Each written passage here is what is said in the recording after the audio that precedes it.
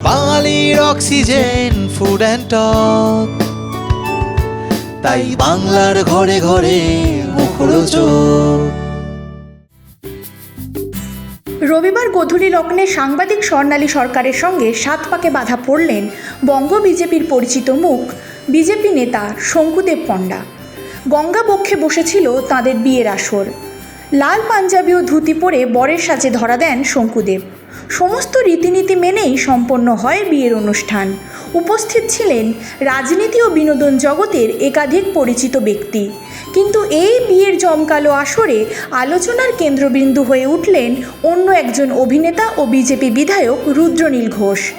গানের আসর চলাকালীনই হঠাৎই উপস্থিত অতিথিরা রুদ্রনীল ঘোষকে ঘিরে ধরে প্রশ্ন ছুড়ে দেন, কবে বিয়ে করছেন তিনি।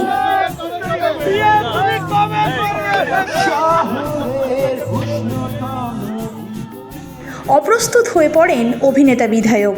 মুখে কোনো স্পষ্ট উত্তর না দিলেও তার লাজুক হাসি আর লজ্জায় লাল হয়ে যাওয়া মুখ নজর এড়ায়নি কারো। এই ঘটনার পর থেকেই শুরু হয়েছে নতুন জল্পনা। তাহলে কি খুব তাড়াতাড়ি বিয়ের পিঁড়িতে রুদ্রনীল ঘোষ? তার জীবনে কি বাঁচতে চলেছে বিয়ের সানাই, নাকি সবটাই বন্ধুত্বের খুনসুটি? যদিও এই বিষয়ে এখনও পর্যন্ত রুদ্রনীল ঘোষ কোনো আনুষ্ঠানিক মন্তব্য করেননি, তবে এই বিয়ের আসরে রুদ্রনীলকে ঘিরে এই মজার মুহূর্ত চোখ এড়ায়নি কারোর।